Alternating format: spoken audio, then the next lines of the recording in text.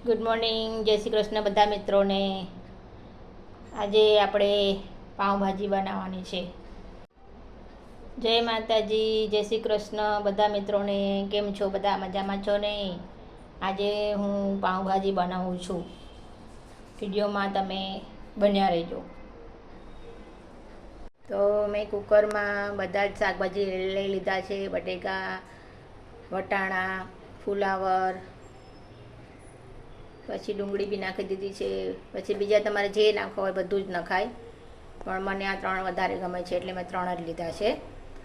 એટલે કુકરમાં 2 સીટી પાડી દેવાની વેજીટેબલ્સની. પાઉંભાજી માટે કાંદા, શિમલા મિર્ચ અને ટમેટાં કટ કરી દીધા છે. અને બીજી બાજુ કુકરમાં આપણે બફાઈ ગયું છે. તો પછી તમે વિડીયોમાં બની રહેજો. આગળ હું તમને બતાવું છું પાઉંભાજી કેવી રીતે બને. પછી એમાં કાંદા નાખી દેવાના, ધીમો ગેસ રાખવાનો.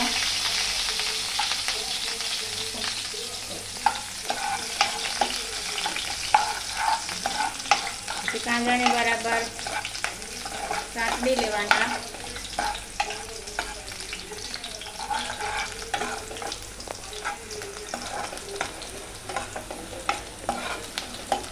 ગેસ ધીમો જ રાખવાનો.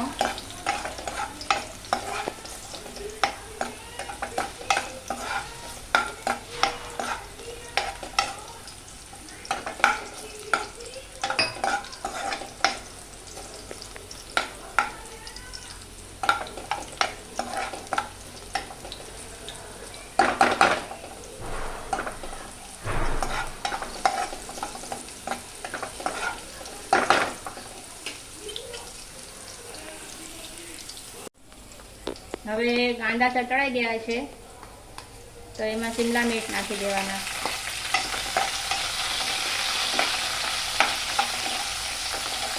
કાંદા મારા લાલ થઈ ગયા.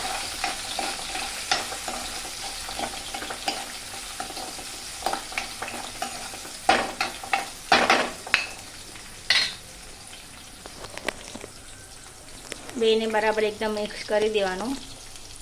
કાંદાને એને થોડી વાર ચલાવતા રહેવાનું.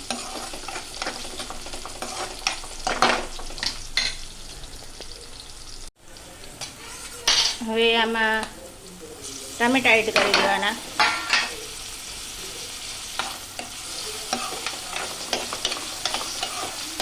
તમે ટામેટાની ગ્રેવી કરીને પણ નાખી શકો.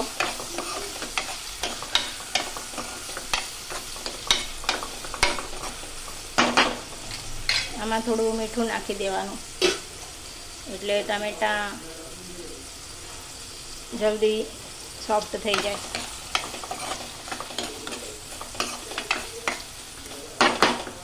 પછી આને છે ને ઢાંકણ ઢાંકી અને થોડી વાર રાખી દેવાનું. પછી બધા મેં મસાલા નાખી દીધા. હળદર, ધાણા જીરું અને મરચું સ્વાદ મુજબ. ધીમા તાપે જ બધું શેકવાનું.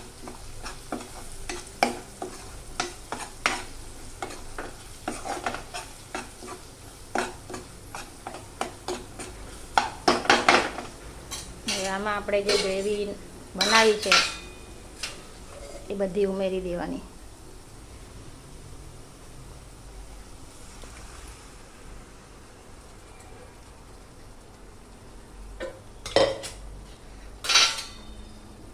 બધું મિક્સ કરી દેવાનું.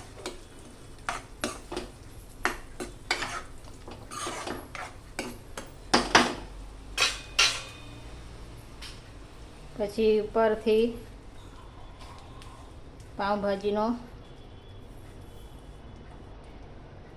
મસાલો નાખી દેવાનો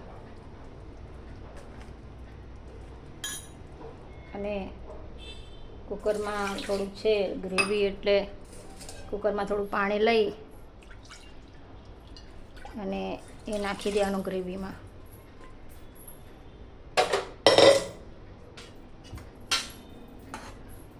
બધું મિક્સ કરી લેવાનું.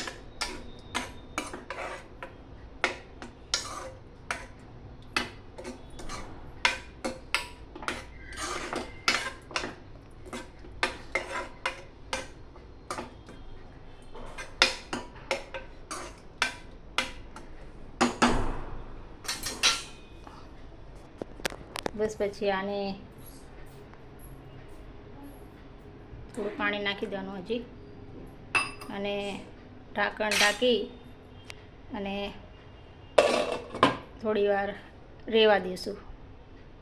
તૈયાર છે આપણું ભાજી, પાવભાજીની ભાજી, બટર અને ચીઝથી ભરપૂર એવું સ્વાદિષ્ટ